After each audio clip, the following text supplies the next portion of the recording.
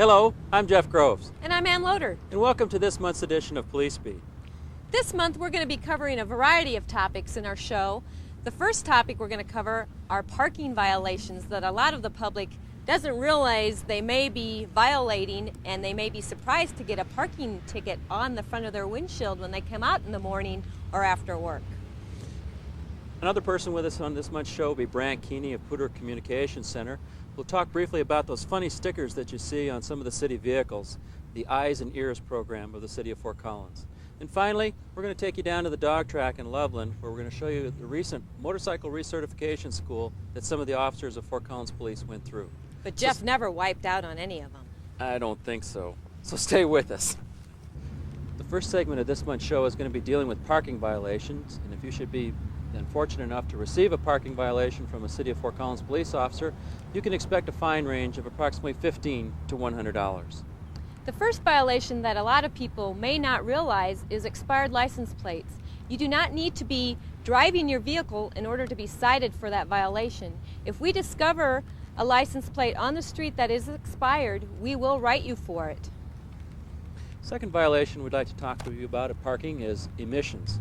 A lot of people think that the only time that you can be stopped for an emissions violation is when your car is moving. That's not true. Fort Collins recently adopted some ordinances that allow us to ticket vehicles with expired emission stickers on the street. So it's a violation, and if you're the owner of the vehicle that receives the ticket, it can be a $50 fine. If you're the non-owner and just borrowing the car, it can be a $15 fine.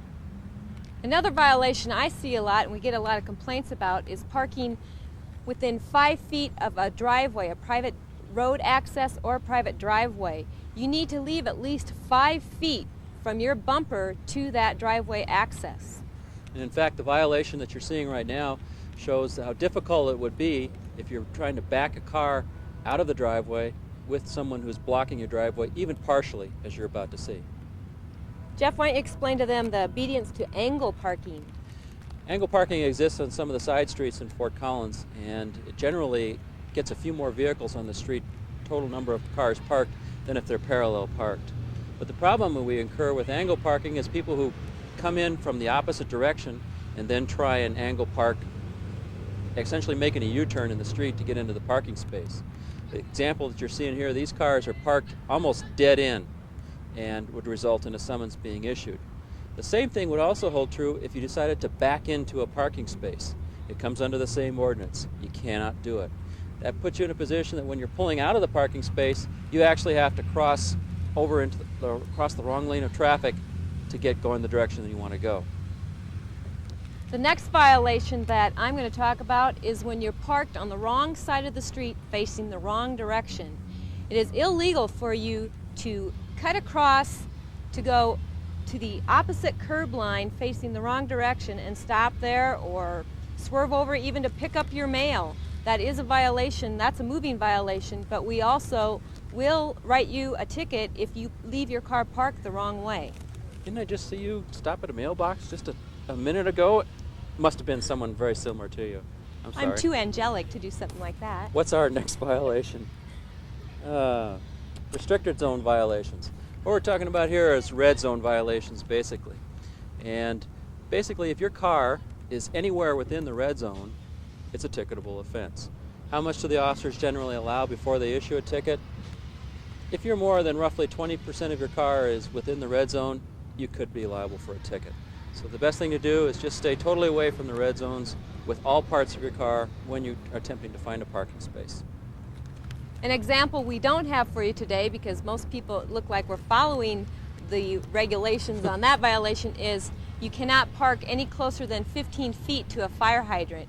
And I'm sure we all want those fire hydrants available if they need to be. Clearance between vehicles. City ordinances require that you leave 2 feet between the front of your car and the rear bumper of the car that you're parking in front of you and the one behind you. And this is very straightforward. The reason for that is so that the people who get sandwiched in between can get out of the parking space that they originally got into when they parked there and it wasn't quite so full of cars. So it is a ticketable offense. This occurs mostly around CSU campus on the side streets where the students are trying to squeeze one more parking space out of an area that was really designed for two, and they're trying to get 3 out of it. It is a ticketable offense if there's less than 2 feet between the bumpers of your car and the cars on either side of you. Jeff, I know this is one of your pet peeves. How about the parking of RVs and trailers and boats on our city streets? It's a continuing problem. A lot of people feel that they don't want to pay the $10 a month storage fee or whatever they can find, wherever they can find to put their vehicle that does cost some money. So they park their RVs, motorhomes, boats, trailers, and campers out on the city streets. It technically falls under the abandoned vehicle ordinance that you can only park your vehicle there for a 24-hour period, then you're required to move it. But there is also a restriction that if your vehicle is longer than 24 feet, you can't park it at all in a city residential area. And a lot of the motorhomes and combination truck trailers, boats and trailers exceed that 24-foot limit, and that's the reason for the ordinance. This also applies to semi-trucks, which we occasionally find inside residential areas. Another parking violation that we see a lot is also blocking a sidewalk. When you pull up into your driveway and you leave it parked across the sidewalk and people don't have general access across that sidewalk, that is a violation, and you will be cited for it if we have time. In fact, one of the violations that you're seeing, it was kind of fun when we were out filming Police Beat for this month's show. A lot of places that we went, just the presence of the video camera was enough to have people scurrying out of their houses, parking their vehicles correctly from some of the violations that you're seeing. That's right. So we're going to show you a copy of what that parking ticket looks like. Don't be surprised if you break one of these ordinances that you have one of those tickets waiting on your car for you. So if you have any questions about if something's legal or not, or have a problem with it, give us a call at the police department. We'd be glad to explain all the violations to you. Hopefully you'll avoid it. Yeah. Also with us for this month's show is Brant Keeney. Brant, you want to come on in for a minute? Sure. Hi, Jeff. Hi, Brant. Hi, Thanks Ann. for being with us. You bet. First, I want to say right off the bat that I went and pulled across the street and got my mail this afternoon, but I won't ever do it again. Brant's here to talk to us about the Eyes and Ears program for the city of Fort Collins. You see these funny stickers on light and power trucks, water and sewer trucks. Can you tell us a little bit about it? Well, it's an enhancement of just public safety for the citizens of Fort Collins, Jeff. What we've done is trained some city workers and Poudre R1 bus drivers to be the extra eyes and ears of public safety in the city. So they are just simply reporting what they see or what they may hear out on the street.